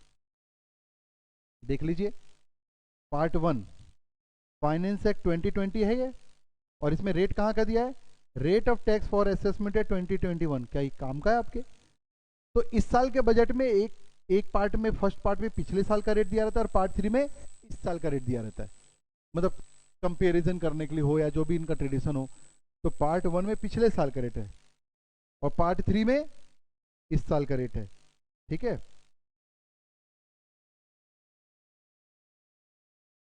ये देखिए सैलरी हेड का और कंप्यूटेशन ऑफ एडवांस टैक्स, तो भाई एडवांस टैक्स तो करेंट असेसमेंट ईयर या प्रीवियस ईयर से निकालोगे ना, तो आप चाहें तो यहाँ लिख सकते हैं that is tax rate for assessment year 21-22। ये भी छोटी छोटी चीजें हमको समझ में नहीं आती कई बार। और पार्ट 4 क्या रहता है मालूम है आपको? पार्ट 4 जो आप एग्रीकल्चर इनकम का एग्रीगेशन करते हो, याद है कि नहीं थोड़ा बहुत? वो पार्ट 4 में दिया रहता है। कभी पार्ट 4 छूट गया ना तो एग्रीगेशन ही नहीं होगा, हर बार आता है। इनकम टैक्स एक्ट में तो लिख ही नहीं पाए आज तक एग्रीगेशन, क्योंकि कॉन्स्टिट्यूशन इजाजत ही नहीं देता। ठीक है, तो वो एक प्रकार से वो इसके थ्रू चला रहे हैं इस कॉन्सेप्ट को। Now the income tax rule जरूर पढ़िएगा। इनकम टैक्स रूल है 1962, और कौन इसको जारी करता है? The administration of the direct taxes look after by CBDT, that is central board of direct taxes.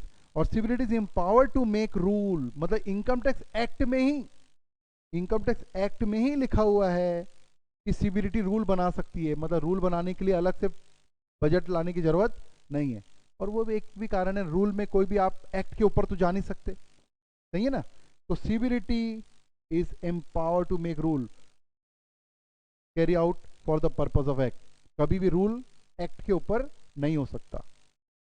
और द प्रॉपर एडमिनिस्ट्रेशन के लिए ऐसा रूल बनाती है CBDT frame rule. The rule are collectively called income tax rule 1962. The rules also have sub rule, provisos and explanation. उसमें भी ऐसा ही होता है। And it is important to keep in mind that along with the income tax act 1961 these rules should also be studied. तो हमारे को हालांकि बहुत डिटेल नहीं, जैसे सैलरी एड में रूल 3 पढ़ते हो आप, वैल्यूएशन ऑफ परक्विजिट्स, उस तरीके से कुछ कुछ जगह है। सर्कुलर नोटिफिकेशन कौन जारी करता है? Against CBDT. ठीक है, इसको भी देखना है आपको। नोटिफिकेशन और सर्कुलर में क्या अंतर होता है?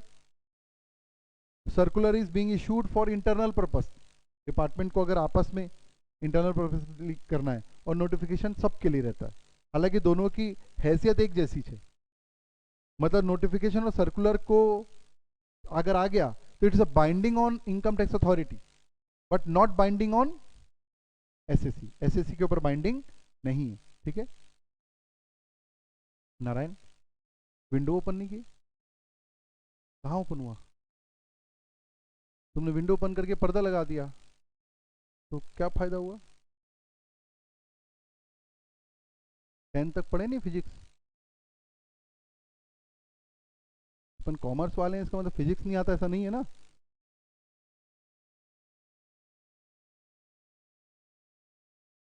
हाँ, एक और खोल दो, वो वाला। ये तो नहीं ले, 50% ही खुलेगा।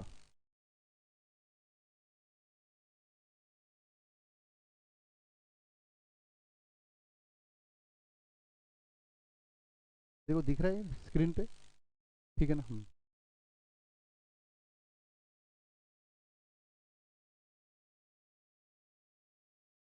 केस लॉ, ठीक है, केस लॉ इनकम टैक्स का सबसे पहला, अगर आपको अपील वगैरह में जाना है तो कौन सा है केस, कहाँ जाता है? CIT appeal. हालांकि इतने डिटेल इसमें नहीं है, आप इसमें जितना दिया उतना ही पढ़ लेना।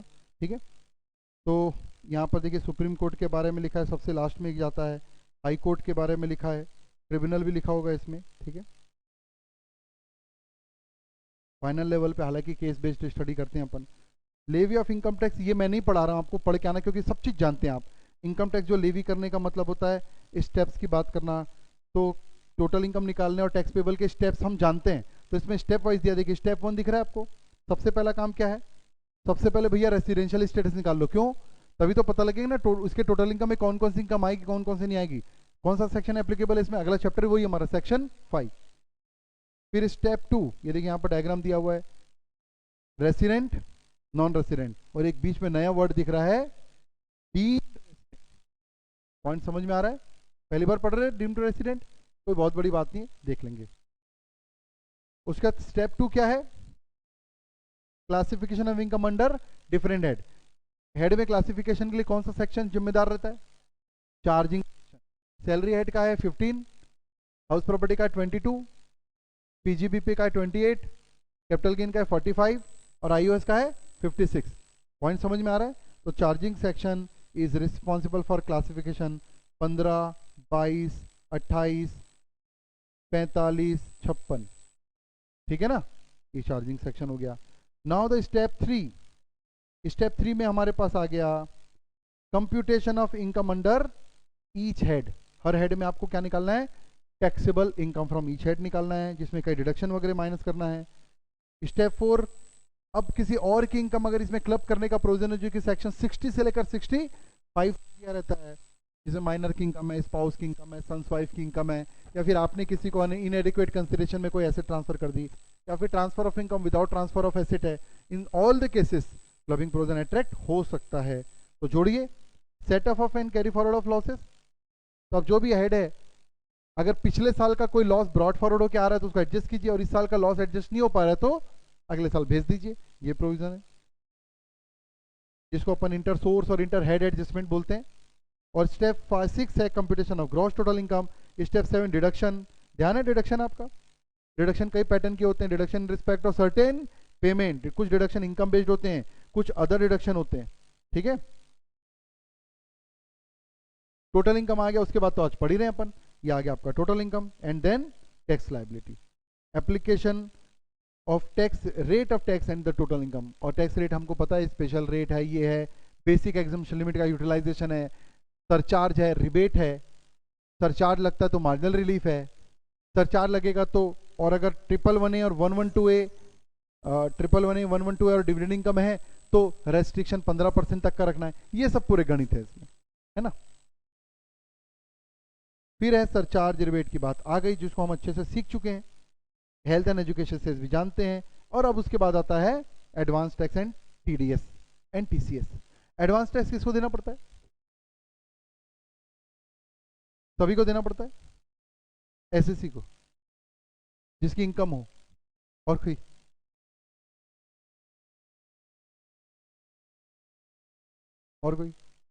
हु इज रिक्वायर्ड टू पे एडवांस टैक्स। क्यों दूंगा भैया, मैं तो असेसमेंट ईयर में टैक्स दूंगा ना, तो एडवांस टैक्स मेरे से मांगा जा रहा है तो कुछ कुछ तो लिमिट वगैरह होगी ना। नहीं,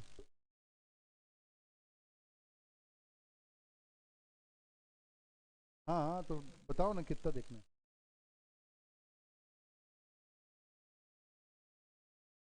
क्या ऊपर रहने से, क्या चीज,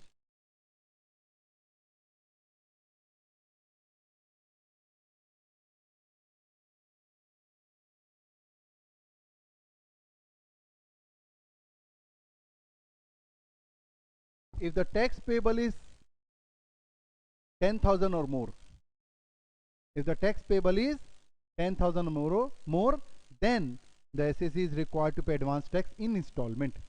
पहली लाइन, चैप्टर तो बाद में बात करेंगे, कभी भी ये वर्ड आता है ना तो एक बेसिक चीज आ जानी चाहिए हमारे माइंड में। भले नोटशीट बना लीजिए इसके हर चैप्टर का, जैसे रेसिडेंशियल स्टेटस पढ़ेंगे अपन, मोटी चीज दिमाग में आ जानी चाहिए, कैसे कैसे होता है क्लासीफाई, ये होता है, ये बेसिक पैटर्न, ठीक है ना। और टीडीएस तो जानते ही आप, और टीसीएस काफी सारे पेजेस है इसमें, मतलब इंस्टीट्यूट इसमें कितने भी क्वेश्चन पूछ सकती चाहे तो कभी भी, ठीक है। तो ये चैप्टर थोड़ा सा प्रॉब्लम क्यों देता है कि थ्योरी ज्यादा है, तो आपको अगर स्टेप्स में पढ़ेंगे, 2-3 बार पढ़ेंगे ना, तो धीरे धीरे कॉन्फिडेंस बढ़ जाएगा। Tax payable and tax refundable. उसके बाद आ गया आपका return of income. Return of income तो बहुत इजी चैप्टर आई थिंक, और कुछ इंपॉर्टेंट डेफिनेशंस भी हैं, ये मैं आपको डिस्कस कर करके होमवर्क दे रहा हूं, समझ में आ रहा है ना। और डेफिनेशंस में in terms of this act section 2 में डेफिनेशन ज्यादातर केस में दी हुई है, लेकिन ऐसा जरूरी नहीं है, सेक्शन 2 में ही दी हुई है डेफिनेशन, बट ऐसा जरूरी नहीं। फॉर एग्जांपल सैलरी एड में सेक्शन 17 में सैलरी के डेफिनेशन है, 17(1) में सैलरी की डेफिनेशन है, 17(2) में, ये देखिए एग्जांपल दिया, सेक्शन 17(2) में काय की डेफिनेशन है, परक्यूजिट्स की डेफिनेशन है। तो नॉर्मली सेक्शन 2 में डेफिनेशन दी हुई है, बट कुछ कुछ केसेस में अलग अलग भी दिया है। और terms not defined under this act, अगर डिफाइन नहीं है तो फिर क्या करना है उसको, जनरल क्लॉज एक्ट और डिक्शनरी मीनिंग पे चलना है, या उसमें कोई केस लॉ है हमारे इनकम टैक्स में तो उसके हिसाब से चलना है। तो इतने डिटेल में और डेप्थ में हमको जाना नहीं है, बट ये जानकारी आपको यहाँ पर दिया हुआ है। अब यहाँ देखिए, student should note that this point carefully because certain term like dividend, transfer etcetera have been given a wider meaning in the income tax. आप जानते हैं मेरे ख्याल से, डिविडेंड के डिविडेंड जो आप नॉर्मली सुनते हो तो हम जानते हैं कंपनी डिविडेंड इशू करती है, लेकिन इनकम टैक्स में डिविडेंड को बहुत ही ब्रॉडली बताया गया है। सेक्शन 222 में याद कीजिए, डिविडेंड इंक्लूड्स डीम डिविडेंड, हाँ 5 केस, क्लॉज ABCDE, तो कितने सारे केस हैं।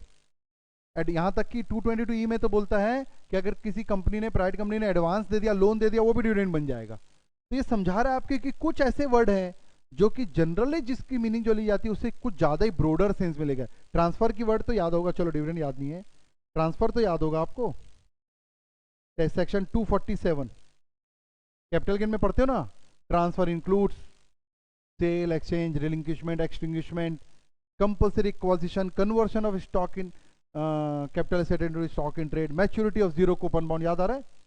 ब्रोडर सेंस में ये बता रहा है आपको कि कुछ डेफिनेशन तो नॉर्मल है, कुछ डेफिनेशन बहुत ही ब्रोडर सेंस में ली गई, कुछ डेफिनेशन बहुत ही नैरोअर सेंस में ली गई, लाइक एग्रीकल्चर इनकम, भैया ऐसा ही है बस। अब कुछ डेफिनेशन जो यहां पर दी हुई है ना स्टडी में, वो इंपॉर्टेंट है, उसको एज सच रटना है आपको।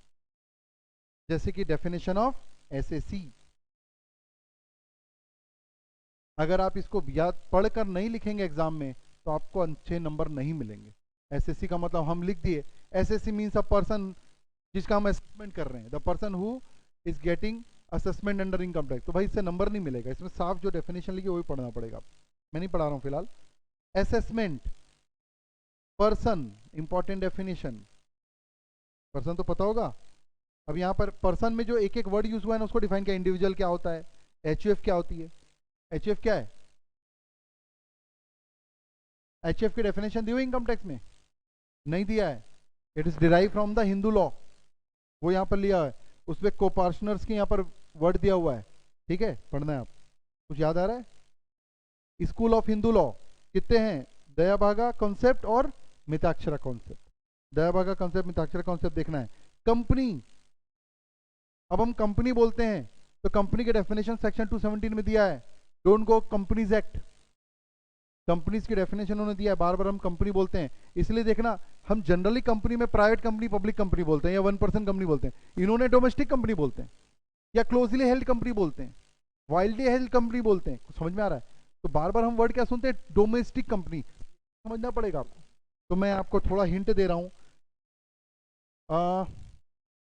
सबसे पहले सेक्शन 217 में क्या वर्ड डिफाइन किया, कंपनी, जनरल, और कंपनी में इन्होंने for the purpose of this act the company, the term company has a much wider connotation, बड़े रूप में दिया कंपनी का मतलब, then that under the companies act, under the act the expression company means Indian company as defined in section 226, मतलब 226 में Indian company को भी डिफाइन किया है, वो तो है ही, उसके अलावा बॉडी कॉर्पोरेट जो कि फॉरेन कंपनी में रजिस्टर्ड है, मतलब फॉरेन कंपनी को भी ले लिया। फिर एनी इंस्टीट्यूशन, कुछ इंस्टीट्यूशन को भी लिया गया है, भले जो कंपनीज एक्ट उसको कंपनी नहीं मानता, इंस्टीट्यूशन को भी लिया गया है, ठीक है। Assessed as company for the assessment year under the Indian company in Indian income tax act 1922, ये आपको यहां पता रहना चाहिए कि you are reading income tax act 1961, लेकिन 1961 के पहले कौन सा था, 1922। तो जिस संस्थाओं का असेसमेंट इनकम टैक्स एक्ट 1922 में एज अ कंपनी हुआ था, भले आज वो कंपनी ना हो, उसको भी आज भी हम क्या मानेंगे, कंपनी। ये unique point, Indian company foreign company तो ठीक है। फिर एनी इंस्टीट्यूशन, और भी इंस्टीट्यूशन जिसको CBDT ने, कौन, कंपनी लॉ बोर्ड की बात नहीं चल रही, CBDT मतलब इनकम टैक्स वाले ने, CBDT ने कंपनी का दर्जा दे दिया है, किसी भी संस्था को वो एक स्पेशल ऑर्डर पास करके कंपनी का दर्जा दे देगी, तो बस वो कंपनी है, उसका असेसमेंट कैसा होगा, कंपनी। फर्क क्या पड़ेगा, कंपनी के रेट लगेंगे। मैं यहां पर मार्क कर लेता हूं, जनरल और स्पेशल ऑर्डर कौन इशू कर रहा है, CBDT। अब आप इसको नहीं पढ़िए, कंपनी को नहीं समझ सकते एज पर इनकम टैक्स, आप कंपनी का मतलब केवल इंडियन कंपनी फॉरेन कंपनी बोल सकते हो, उससे ज्यादा कुछ नहीं बोल सकते। फिर क्लास ऑफ कंपनी में अलग अलग वर्ड आ गए, तो देखिए यहाँ पर डोमेस्टिक कंपनी बहुत यूज होता है कि नहीं होता, तो domestic company is given under section 222A, मैं नहीं पढ़ा रहा हूं, आप इसको पढ़िएगा। डोमेस्टिक कंपनी वो होती है जो इंडिया में एक्चुअली डिविडेंड डिक्लेयर करती है, it means the Indian company और एनी अदर कंपनी, मतलब फॉरेन कंपनी भी डोमेस्टिक कंपनी बन सकती है, any other company which in respect of income liable to income tax and has make prescribed arrangement for declaration and payment of dividend. क्या foreign company domestic company बन सकती है? Yes, if in case of foreign company, company तो है, और अगर उसने India में डिविडेंड डिक्लेयर करने के लिए प्रिस्क्राइब अरेंजमेंट कर रखे हैं तो that will be called domestic company. और इंडियन कंपनी को यहां पर डिफाइन किया है, ठीक है। देन फॉरेन कंपनी को डिफाइन किया है 223A में। तो ये सब क्लास ऑफ कंपनीज हमको यहां दिया हुआ है, डोमेस्टिक कंपनी, फॉरेन कंपनी।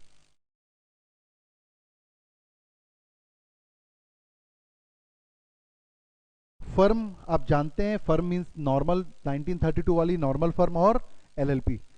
तो whenever we say in income tax firm, only firm, I use the word firm, it means as per section 223. 223 में क्या लिखा है? Firm includes partnership firm under Partnership Act 1932 and also includes LLP. 2008 है क्या उसका act? 1932 and 2008। AOP के बारे में बताया है, बॉडी ऑफ इंडिविजुअल के बारे में बताया है, डिफरेंस बताया है। लोकल अथॉरिटी मतलब ये म्युनिसिपल कॉर्पोरेशन वगैरह। लोकल अथॉरिटी पे इनकम टैक्स का रेट है क्या कोई? बिल्कुल है। हालांकि लोकल अथॉरिटी की इनकम वैसे एग्जेम्प्ट रहती है नॉर्मली, लेकिन अगर उन्होंने कुछ स्पेशल इनकम अर्न की है तो फिर चार्जेबल हो जाएगा। आर्टिफिशियल जुडिशियल पर्सन को बताया whether artificial judicial companies artificial judicial person, yes और नो। इसका मतलब हम स्लैब रेट लगा सकते हैं? नहीं, कंपनी क्योंकि अलग से डिफाइन किया इनकम टैक्स में, तो उसको आर्टिफिशियल जुडिशियल पर्सन में नहीं लेंगे अपन। उसके अलावा वैसे तो आर्टिफिशियल पर्सन है। इनकम की डेफिनेशन याद नहीं होती, लेकिन एक बार जरूर पढ़ना चाहिए। कम से कम जो जो पॉइंट आपको समझ में आते हैं वो जरूर पढ़ना चाहिए, जो नहीं आते उसको स्पेशल मार्क करके रखना चाहिए और समझने की कोशिश करना चाहिए।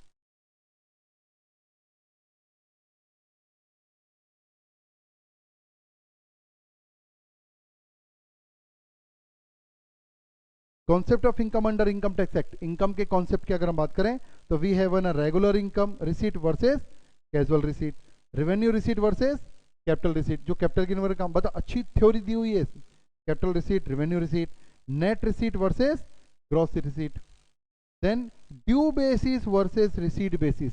ये आप वैसे भी जानते हो कि अकाउंटिंग टर्म में due basis versus receipt basis, mercantile system और कैश सिस्टम जो पढ़ते हैं।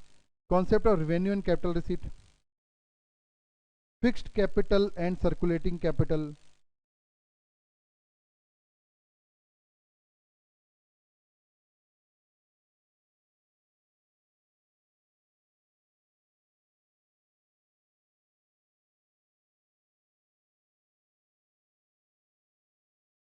इंडिया की डेफिनेशन दी हुई है, प्रीवियस ईयर असेसमेंट ईयर।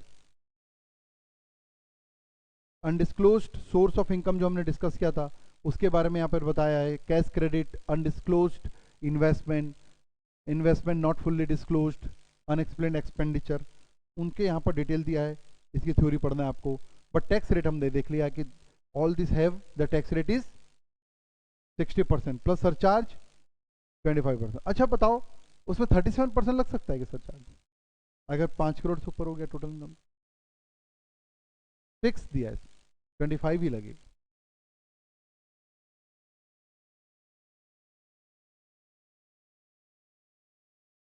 ये भी मैंने आपको बता दिया जनरल रूल क्या है, प्रीवियस रूल या जनरल रूल क्या है और उसका एक्सेप्शन क्या है, ध्यान है आपको। तो इसकी थ्योरी आपको पढ़नी है। Shipping business, person living in India, example दिया है। स्पेशल इवेंट के लिए कोई आपने कोई अगर संस्था बनाई है, ठीक है। इसके बाद से तो मैंने आपको बताया ही चार्ज ऑफ इनकम और पूरे टैक्स। मैंने बेसिकली आपको पेज नंबर 1.35 से ही पढ़ाया है ताकि पूरा प्रैक्टिकल हो जाए।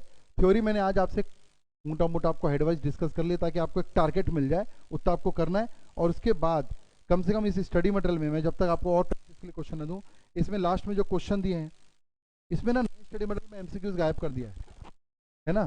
तो ठीक है, जो भी थ्योरी क्वेश्चन दिया वो करना है आपको, एमसीक्यूज मैं दे दूंगा आपको।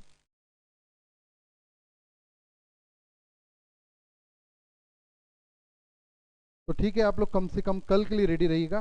कल मैं आपको रेसिडेंशियल स्टेटस कराऊंगा, ठीक है। इसमें लास्ट में पेज नंबर 1.62 से टेस्ट और नॉलेज में कुछ कुछ थ्योरी दी हुई है 2 पेज की, तो वो आपको देखना है।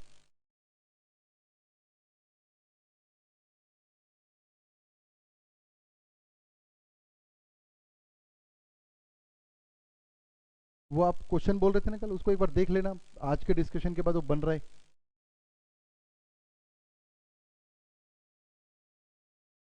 हाँ हाँ हाँ, तो बना नहीं बना?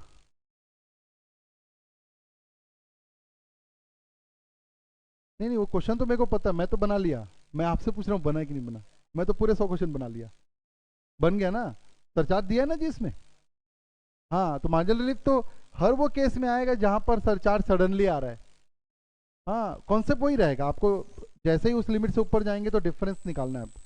ठीक है, तो क्वेश्चन करके देखना। एक इंस्टीट्यूट ने पता ना एक केस बुकलेट निकाली है। हाँ हाँ, तो वो वाली प्रिंट निकाल लेना अलग से। और उसके क्वेश्चंस मैं क्लासीफाई कर दिया हूँ, हालांकि मैंने क्या किया, पूरे एमसीक्यूज को ना चैप्टर वाइज क्लासीफाई कर दिया। तो क्लासिफिकेशन में दे दूंगा तो कम से कम क्या होगा, जो जो चैप्टर निकलेगा वो क्वेश्चन आप कम से कम टिक कर लेना। क्या होता है, अब ऐसा क्वेश्चन आएगा जो मान लो कैपिटल गिन का है तो कॉन्फिडेंस लूज होता है ना, अगर हमको याद नहीं है तो क्लासिफिकेशन दे दूंगा मैं आपको। तो हम जैसे चैप्टर 1 का कौन कौन से क्वेश्चन है वो नोट कर दिया हूँ मैं, है ना, वो दे दूंगा आपको। ठीक है, कल देखते हैं। ठीक है, एक दो दिन थोड़ा रुकते हैं, फिर मैं थोड़ा देखूंगा, सेट करके टाइम थोड़ा बढ़ाऊंगा आप लोगों का। लेकिन कल मैं चैप्टर 1 जो है टेस्ट शुरू कर देंगे। हाँ, तो थोड़ा फायदा मिलेगा। तो चैप्टर 1 का टेस्ट अपन लेते हैं। आज कौन सा डे है?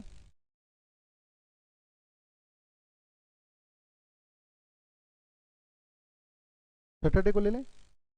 ठीक है, सैटरडे को केवल टेस्ट चैप्टर 1 पे बस, प्रैक्टिकल बेस्ड एग्जाम बेस्ड रहेगा।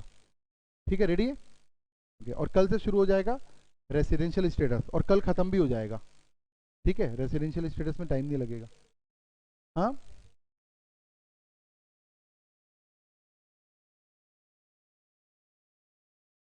हाँ, कल तो खत्म हो जाएगा। आज कौन सा डे है? हम्म, तो जैसे अपने को कल